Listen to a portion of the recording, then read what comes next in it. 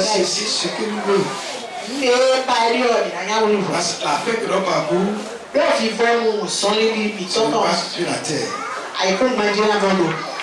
Mais nous irons dans le royaume. Alors qui ira là-bas? Apocalypse 14, verset 4 et 5. Apocalypse ceci vraiment ta wene. Il avait attend ouais. Je dis. Verset 5. 4 et 5. Attends. Ils n'ont pas sali leur vie avec des prostituées. Mais il y a les personnes qui ont pris du coup de la galette. Qui sont ces eux? Mais ceux qui sont rachetés par le sang de l'agneau.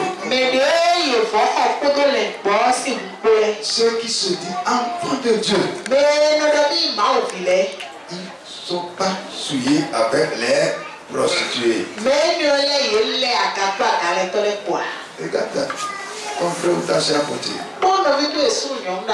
Que fais-tu de ta vie? Qu'est-ce que tu prends ta vie pour faire?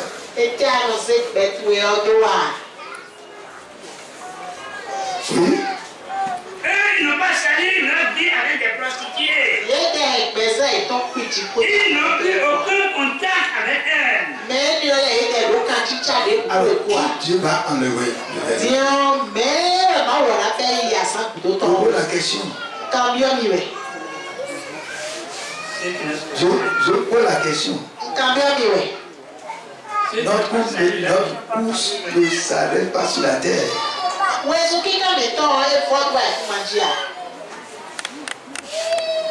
Qui Dieu va enlever? Hein? Ceux qui n'ont pas sali leur vie. Qui Dieu va enlever?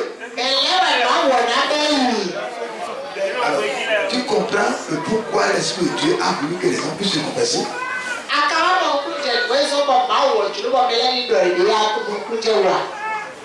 Je pose la question. C'est il prépare son église à l'enlèvement. Donc ceux qui doivent être enlevés, il dit eux, ils n'ont pas sali leur vie avec des... Ils n'ont eu aucun contact avec elles. C'est pas que tu es un ami de pasteur, mais c'est pas ça le lieu dit. Le pasteur veut t'apprécier, mais toi tu es dangereux. Alléluia. Alléluia. Il ne te connaît pas. Et tout, oui. Il t'apprécie devant les hommes. Et n'a pas de nous le pétas si nous Mais Dieu connaît la vie que tu mets à cacher. mais à nos salons, nous gloire, et tout. Oui ou non?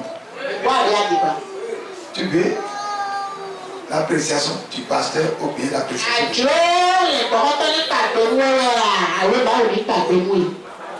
Est-ce que c'est l'église de la foule? C'est ça qu'on a dit?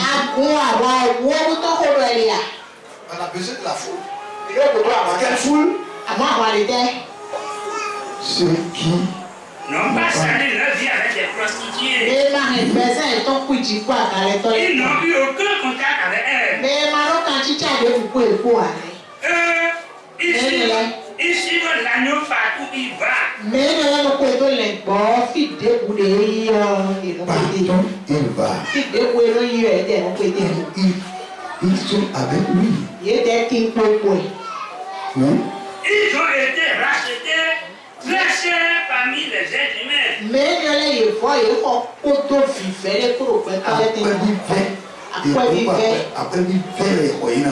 On les a rachetés à un fort prix. Alléluia. Alléluia. Donc, si tu sais que tu es payé avec un prix très cher, est-ce que tu peux prendre ta vie vers les pauvres? Oui. Ils ont été rachetés très chers parmi les êtres humains. Ainsi, ils sont offerts pour les premiers à Dieu. Et à Dieu et à l'agneau. Donc, si celui qui vraiment sait que j'ai été payé à grand prix. Mais tout le monde est vivre pour te le bon. Et c'est une joie. Il ne peut jamais faire la prostitution. Mais s'il est à gare, ne peut jamais se comporter n'importe comment. mais c'est ça que les il a été mis à part. et c'est au fond. Et c'est ça qu'on a. Mais toutes les choses de ce monde, et marquer le ciel. Et n'a pas de difficile, les bonnes à Et je dis, que tu te donnes l'argent des belles choses. Il n'a qu'à me donner, puis bon, les âmes, qu'à me féliciter. Et après, si, le ciel, c'est pas mon problème. Quelqu'un a donné c'est pas il dit que tout ce que tu peux avoir, il y a 70% que tu ne peux pas utiliser.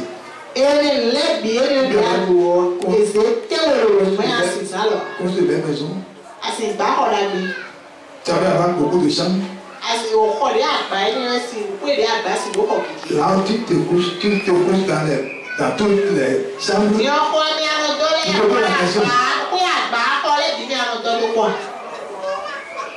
L'argent qu'on part en banque, combien tu mets dedans? Le bonheur.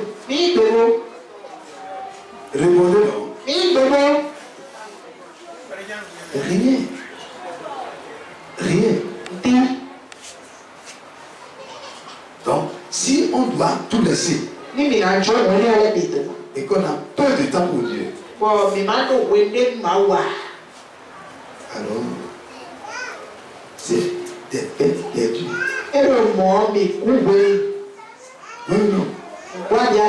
Oui ou non? L'abondance, ça nous conduit dans le casse-pied et ça nous conduit aussi dans des plaisirs qui n'ont pas Dieu. Retourne à Dieu. Retrouve ta connexion avec Dieu. Retrouve sur le chemin de ta vérité. Aime qu'on te dise la vérité. Aime qu'on te corrige. C'est vrai qu'il corrige, t'aimes beaucoup. Alléluia. Celui qui t'aime, il doit te corriger. Celui qui ne t'aime pas là. Et si tu fais le mal, parce que tu te donnes l'argent, tu te donnes le que tu as besoin. Tu parles, il coule ta bouche et tu parles de ta vérité. C'est danger. Gloire à Dieu. Donc mes frères, il ne faut jamais chercher ce que Dieu n'a jamais voulu. Ne vous engagez jamais dans ce que Dieu nous a promis. Sinon, si tu n'es pas encore sauvé, ça va t'amener à la perdition. Amen. La perdition grandit graduellement.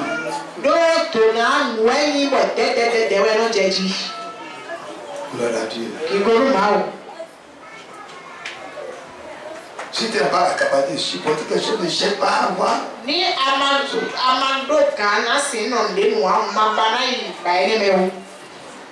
Cherche les petites choses. Dis à ton frère, cherche des choses simples. La parole de Dieu, laissez-vous attirer par les choses simples. Lorsque Dieu t'avait traversé ce qui t'avait traversé, il avait à une maturité. Où ça a grandi, tu peux supporter. Gloire à Dieu. Gloire à Dieu. Oui. Ils ont été rachetés très cher parmi les êtres humains. Ainsi, ils sont enfin les premiers à Dieu. Dis à ton frère, Tu n'es pas n'importe qui. Tu es racheté très cher. Oui, très cher. C'est le sang de Jésus. Quand tu as ce n'est pas l'argent qui t'a acheté. Mais le sang de celui qui a créé sur la terre. À lui soit la gloire. Il est dit de recevoir la gloire et l'honneur. Jamais ils n'ont ouvert la bouche pour mentir. Dis à ton frère. Il dit ces gens-là qui sont rachetés. Ils n'ont jamais ouvert la bouche pour mentir. Est-ce que tu es réellement sauvé de mensonges? Demande-lui.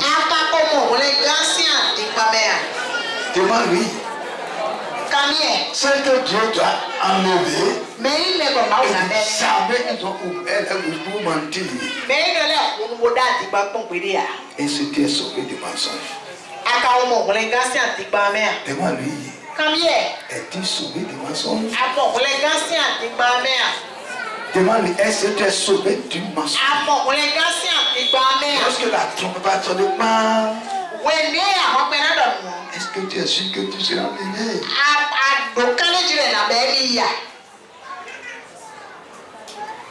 La parole dit que ceux-là qui sont rachetés très cher, ils ont gardé dans la jalousie et jamais ils ne sont prostitués avec des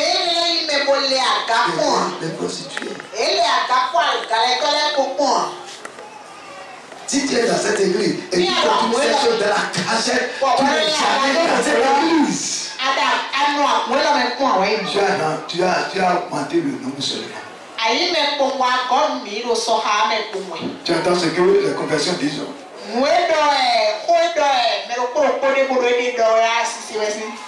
Qui attend? Comment quelqu'un peut trouver la grossesse pour aller donner à une personne? Tu n'entends pas?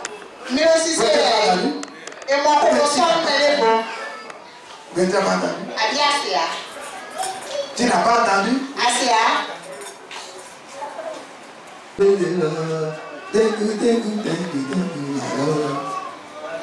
Et ces gens-là sont enfants de Dieu.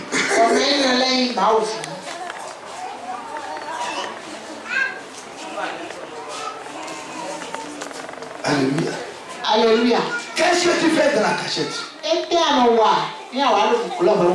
Tu n'as pas entendu ici?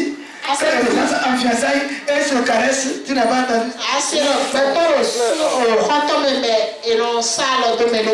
Quand tu pries vers le trône, rien ne peut bloquer la prière. Parce que la vie que tu mènes sur ne peut pas bloquer ta prière. Mais lorsque tu mènes le contraire, tu pries, est-ce que tu veux écouter? Parce que n'importe quel prophète, comment ils appellent? Puissamment moins. Mais on très loin d'ici ça là-haut. Les gens disent puissamment moins. Et là, d'ici ça, c'est puissamment moins. D'ici ça, c'est. On me dit général de Dieu. Tu as jamais vu ces choses dans la Bible? De n'importe quoi de nous. De n'importe quoi. Je remercie mon Père. Je l'ai écouté. Il a dit le chemin de retour à la vérité. Je ne suis pas ces gens-là. Prêche ce que tu prêchais. Retourne encore à la vérité. Parce que le jour de l'enlèvement, ce n'est pas notre argent. Ce n'est pas une maison. Ce n'est pas ce qu'on a acquis sur la terre qui va partir avec nous. Arrête ta vie. Avant ce jour-là.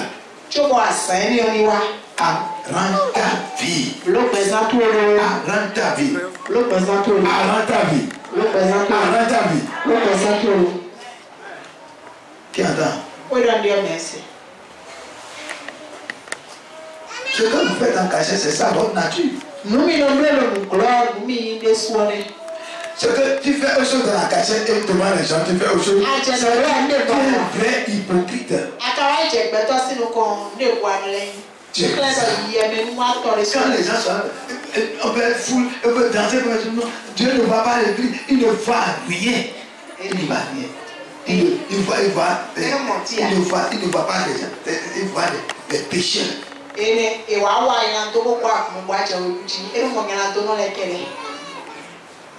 Bien entendu. Vous connaissez quoi? Qu'est-ce que ça veut dire? Donc, c'est le temps où il faut chercher Dieu. Dieu. Et lorsque Dieu te fait une promesse, il n'y a pas de sorcier. Donc il dit, ça dit, quand vous lisez du verset 1, vous allez voir, les 144 000 que Dieu a choisis dans les 12 tribus d'Israël. Mais là, partout le monde, ceux que Dieu a choisis, il dit, ils n'ont pas sali leur vie avec des prostituées. Ils n'ont pas eu aucun contact avec elles. Ils suivent l'agneau partout où il va. Ils ont été rachetés très cher parmi les êtres humains. C'est cadet. C'est-à-dire que partout les fous qui se trouvent sur la terre.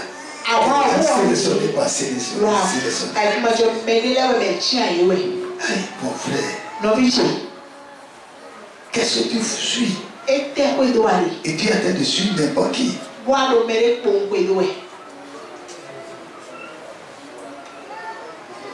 Prépare-toi à voir. Alors, quand ton Dieu. C'est pas l'heure de s'amuser et dire des choses. C'est toi qui es important pour Dieu. C'est pas ce que les autres. Chacun de nous sommes importants. Donc, prenons ce qui est important pour Dieu, qui a désorganisé le plan de Dieu. Et si la personne est pris maintenant rétablie en Dieu, les deux hommes vont cesser. Les deux hommes cesser. Gloire à Dieu. Ils ont été rachetés très chers parmi les êtres humains. Ainsi, ils sont offerts à Dieu et à l'agneau. La Bible dit jamais ils n'ont ouvert leur bouche pour mentir. Ils sont sanctifiés. Ils sont comment? Sans défaut. C'est défaut. Ils sont comment? Est-ce que avec comment le standard de Dieu là, combien Dieu va enlever? Pas ça. Voilà,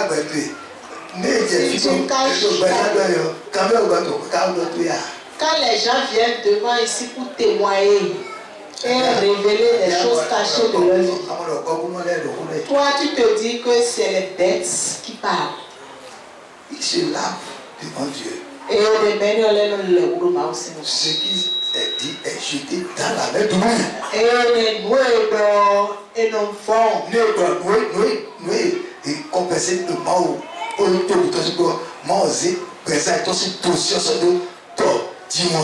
quand ils ont fini de se confesser, Dieu a envoyé leur ancien dossier dans la mer.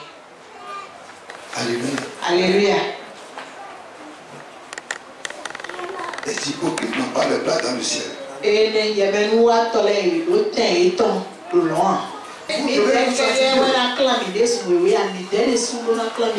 Très important.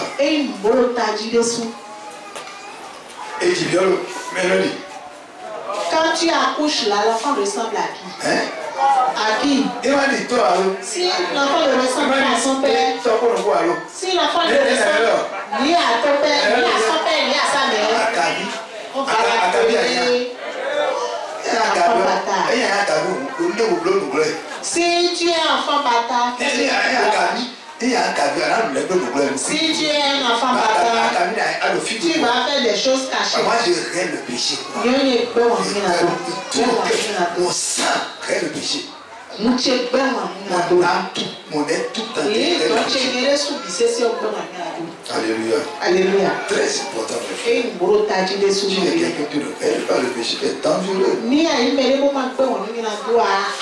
Là, c'est dans Jean 1, chapitre 5, verset 18 dit, nous le savons, tous ceux qui sont enfants de Dieu ne commettent plus de péché.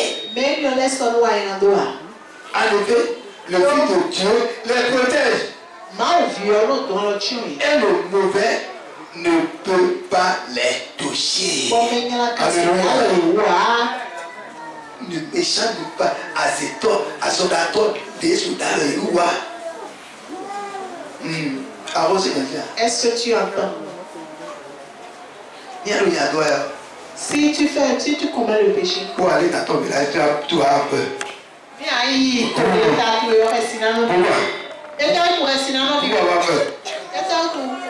C'est que je ne suis pas clair. C'est pas clair. Donc quand tu vas là-bas, qui sont déjà là-bas, ils vont te bouffer. Ils vont te bouffer facilement. Parce que c'est pas clair, ton cœur n'est pas clair, tu fais des choses en cachette là. Quand tu vas au village là, ils vont te faire quoi? Ils vont te bouffer.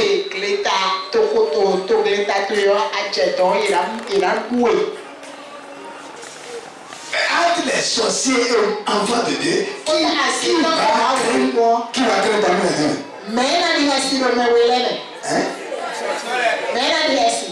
Aujourd'hui, là, les enfants de attrapent trop les sorciers. Il va sorcerer partout. Il va partout. Reste calme. Jésus est où? Jésus a fidèle. S'il est dans ta vie, entre vous les deux, qui va faire? C'est le sorcier. Donc tu sais que il y a quelque chose en toi. Le mensonge, l'hypocrisie, le vol, la prostitution, bien la fornication habituelle.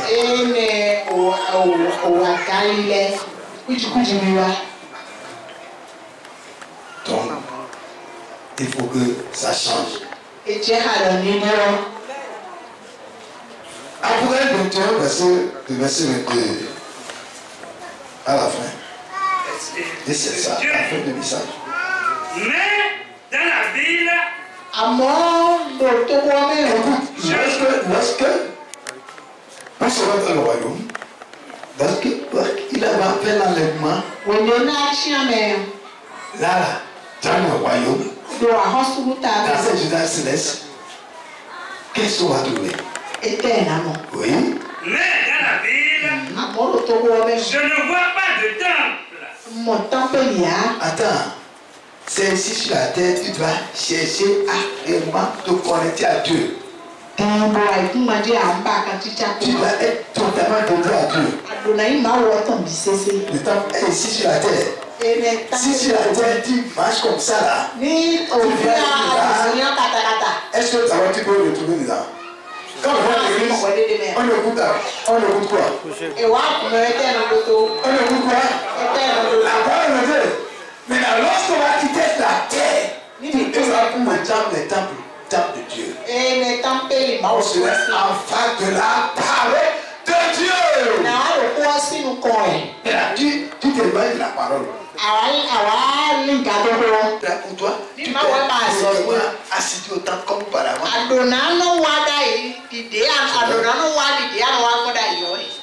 C'est vrai. Dieu t'a donné le travail là. Le travail va te faire régulier de venir à l'église.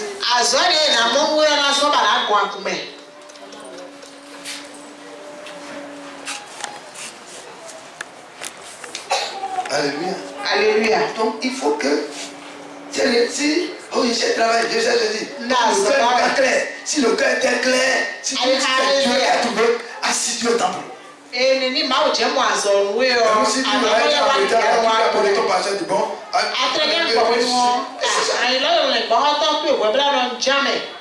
Alléluia. J'ai dit, frère, nous vivons nous vivons. le temps où nous sommes maintenant, c'est le temps de dire la vérité aux gens. Oui, non. Il faut que vous soyez clair. Et Jérôme Miri, assois-toi. tu Après, on attrape la grossesse là-bas et on va avaler des choses dessus. Ah oui, et nous avons quoi? Quand on dit tant global, et nous avons nous de Didi. Toi, je ne vais pas te le. C'est quand la grossesse sort là. Oui, il y a des bon, c'est ça, on va me discipliner. Et j'ai compris, et nous avons dit bon. Et c'est mis au 5 ans. C'est pour quelque temps. Et quand si on veut nous voulons des gens. Tu sais ce qui va se passer. Oui, là, j'ai beaucoup de temps à toi. Je ne sais pas où il va aller. Quand une femme tombe enceinte, c'est comme aller à la mort et revenir à la vie. Oui ou non? Voilà, il dépend. Que Dieu vous aide. Le présent à vous attend. Je rébois. J'aime pas la vie de cochon. Je ne connais pas le pasteur, mais tu n'as pas mon problème. Moi, j'ai Jésus de Nazareth. Il m'a rencontré au Manawan. Donc c'est pourquoi je regrette le péché. Si je révèle lui-même à toi, si je révèle à toi, jamais tu ne vas jamais oser quitter cette intimité. Ceux qui ne l'ont jamais vu, on les présente, leur dit tout. Ils ne l'ont jamais vu. Comme ils ne l'ont pas vu, ils vont prendre leur vie pour dire est-ce que c'est celui, c'est que. Dangereux. Donc, frère et soeur, si vous vivez dans la sainteté, tu vas vous étonner. C'est de chercher. Il demandait plus d'argent, demandait des choses. Demander. Il y a un homme de Dieu qui dit, lui il n'a jamais demandé l'argent. Il m'a rien demandé. Mais il ne fait que chercher Dieu. Tu as fait de lui milliardaire maintenant. Si tu cherches Dieu, et si c'est révèle à toi, il s'agit de vie de Dieu qui dit, ton histoire va changer. Ton histoire va changer. Cherche Dieu. Dis à ton frère, cherche Dieu. Dis-lui encore.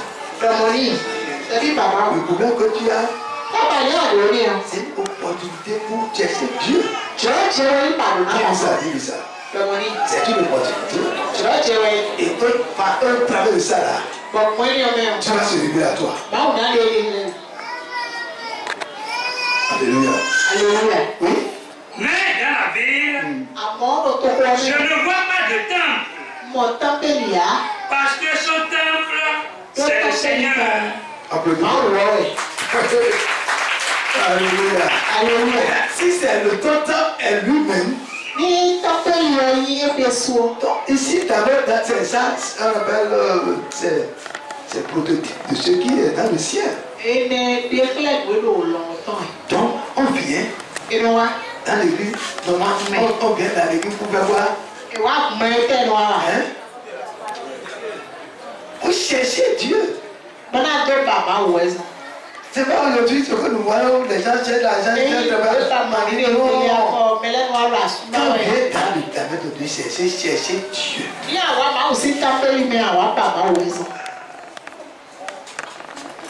Quand tu le cherches, apôtre Paul était dans le tabernacle de prière et il a vu Jésus se révéler à lui. Et il a dit, personne ne peut te saisir pour te faire du mal. Presse ma parole. Alléluia. Alléluia. Oui, oui. Son temple, c'est le Seigneur. Le Dieu Tout-Puissant ainsi que l'agneau.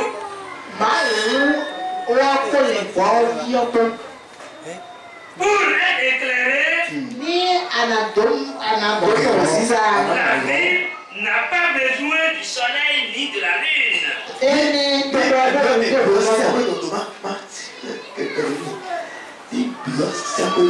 Quand on rentre dans le ciel, le temple, c'est qui? C'est le Seigneur. Ah oui. Donc, dans le ciel là-bas, dans le Jérusalem céleste là-bas, il n'y a pas de soleil. Il n'y a pas de soleil. Il n'y a pas de soleil. Il n'y a pas ça du tout. Il n'y a pas ça. Il n'y a pas ça. Personne ne va payer facture là-bas. On va payer ça. Qui va aller là-bas? Il n'y a pas de soleil. Il n'y a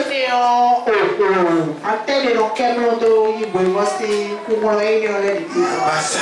Oh mon frère. Les gars, ils t'ont dérangé ici jusqu'à ce que il est parti chaque mois là, nous avons propriété de personnes ailleurs. Oh mon frère. Lève-toi du gloire à Dieu.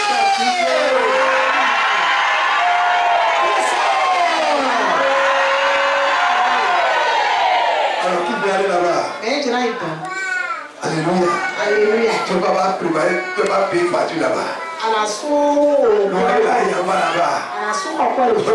Applaudis la parole, non?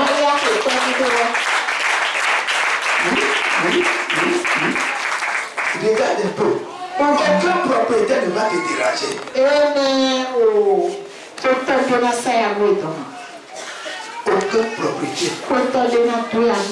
Aucun propriétaire. Aucun propriétaire. Il dit que tu le dois. Mon frère, regarde, c'est bien. Alors c'est vrai.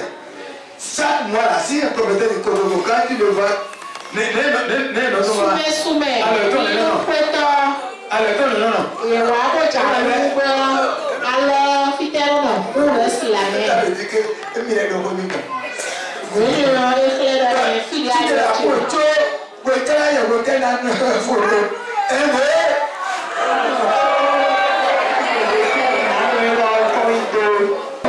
irons là-bas. Personne ne peut te déranger. Pour être éclairé, la ville n'a pas besoin du soleil ni de la lune. Il n'y a pas de soleil dans le ciel. Pas de lune. Oui. La gloire de Dieu l'éclaire. Applaudis fort. Et sa source de lumière, c'est l'agneau. Il dit sa source de lumière, c'est quoi? L'agneau. Laisse-moi là, c'est qui? Attention, c'est qui? Applaudis fort. Alléluia. Donc il est là. Lorsque tu l'as en toi, lorsque tu as l'agneau en toi, est-ce que tu seras encore dans les blocages? Tu ne seras plus dans les blocages. Tu ne seras plus dans les blocages. Oui. Les peuples marcheront éclairés par sa lumière. Les rois de la terre apporteront leur richesse à la ville. Il perd le temps, non? C'est ces présidents qui sont en train de piller nos pays, qui sont en train de nous bloquer, nous escroquer. Vous faites souffrir d'un pays. Est-ce que c'est à eux? Dieu dit, ils vont tout apporter. Applaudis fort. Mon frère, si tu n'as pas joué ici, là-haut tu vas jouir. Mon frère, écoute-moi. Ils peuvent nous taquiner, ils peuvent faire tout ce qu'ils veulent. Là-haut, quand tu vas là-bas, s'ils sont sauvés, si quelqu'un d'entre eux est sauvé, donc là, tu vas voir tout ce qu'ils ont accumulé, tout cela, ils sont petits. Ils sont petits. Ils vont te voir grand. Grand. Toi qui n'étais pas construit ici, quand Quand tu vis dans la sainteté, tu seras grand. Tu seras grand. Tu seras grand. Tu seras grand. Tu seras grand. Et tu vas marcher sur les voies parfaites. Les maisons, les fondations, c'est un des pierres précieuses. Les portes sont en perles. Lorsque tu t'arrêtes à côté du mur, tu vois jusqu'en bas les pierres précieuses.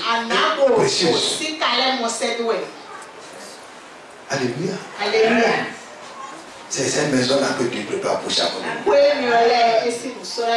C'est cette maison que Dieu a préparée. Et ce que tu fais ici, c'est ça qui est transpiré là-bas.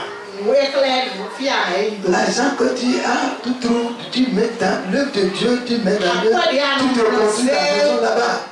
Oui. Rien d'impur ne pourra entrer Rien d'impur ne peut rentrer dans cette maison. Non.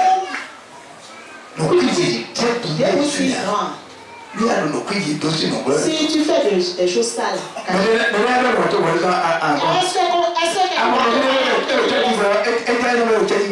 constates ton frère ne vient plus à l'église. Pourquoi il ne vient plus? C'est ça. Aujourd'hui, les gens veulent entendre des prophéties. Récime. Après, oui, je reçois, c'est le soir. Tu n'as rien fait et tu veux recevoir. Tu couches les gens, tu es fornicateur, voleur, bandit, sorcier, tout. Le peuple est vraiment, je ne sais pas quoi. Hein? Tout ce que Dieu a créé, c'est pour nous, non? Quelqu'un qui dit qu'il est éclairé, mais il est tout ça. Bon, disons. Et tu donnes avant de tout dire le soir. Et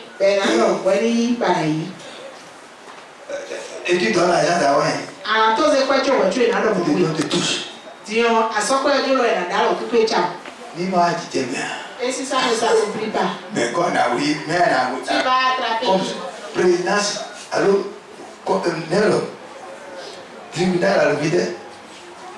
Alors, comme ça, comme ça, bon. Qu'est-ce qui prouve que tu as pris l'argent chez toi? Parce que tu ne peux pas le papier, non? Mais foncez en nous. Réveillez-vous de vos sommeils. Alléluia. Alléluia. Pour pas que les gens vous trompent.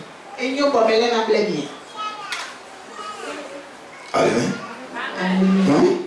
Les gens qui commettent des actions horribles, et les menteurs n'y entreront pas non plus.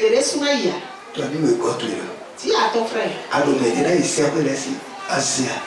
Ceux qui vont aller au ciel, tu es en train de connaître les lois qui méritent le ciel. Alors, il faut lui parler, pas la ton frère. Ce que tu peux engager là, tu as de retirer du royaume de Dieu. Oui. Mais ceux qui ont leur nom écrit dans le livre de vie, dans le livre de vie de l'agneau, ceux-là seulement pourront y entrer. Regarde ton frère.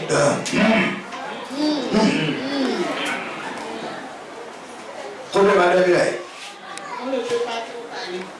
Ils sont ceux qui veulent y aller. Ce que tu fais, mon que tu es en train de retirer du royaume. Voici 1, 22. Ensuite, l'ange qui montre un fleuve d'eau. L'ange qui montre Ensuite, l'ange me montre un fleuve d'eau qui donne la vie. Donc, ces paroles que je vous enseigne, c'est la vie que je vous donne. Il brille comme du verre.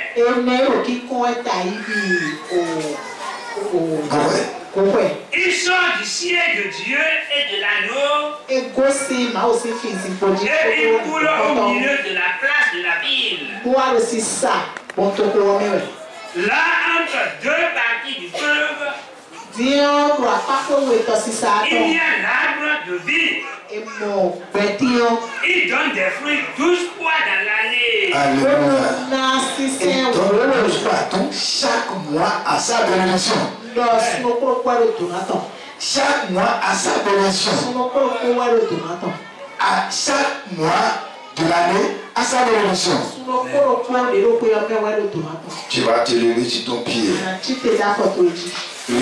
Il donne des fruits 12 fois dans l'année, une fois par mois. Et ces feuilles servent à guérir les peuples. Il n'y aura plus de malédiction. Il n'y aura plus de malédiction. Normalement, cette année, ça fera comme le fruit. Donc, maintenant, nous sommes dans quel fruit? Quel fruit? Tu vas dire, Seigneur, toute forme de malédiction que j'ai portée et qui m'a bloqué. Seigneur, je dois jouir de toi dans ces 12 fruits. Je n'ai pas un. Seigneur, aie pitié de moi. Les 10 ans que j'ai créés dans ma vie, je me répare au nom de Jésus. Oui, au nom de Jésus. Dans ces 12 mois, soyez infidèles. C'est comme nous sommes infidèles. Prie. Ces 12 fruits sont là. Certains doivent avoir au moins 5 ou 6. Certains n'ont rien eu. Dis Seigneur, pitié. Voici le 12e mois. Je sais qu'avant la fin de cette semaine, avant le rassemblement, ta faveur peut me localiser. Ta faveur peut me localiser. Tu peux me faire la paix de tout doucement. Prie au nom de Jésus. Prie au nom de Jésus. Prie au nom de Jésus. Prie au nom de Jésus. Je suis l'enfant du royaume. Je fais partie de ton royaume. Prie au nom de Jésus.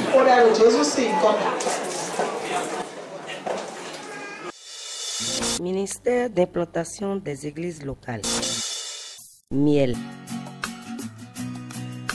Les actes de l'Esprit Saint.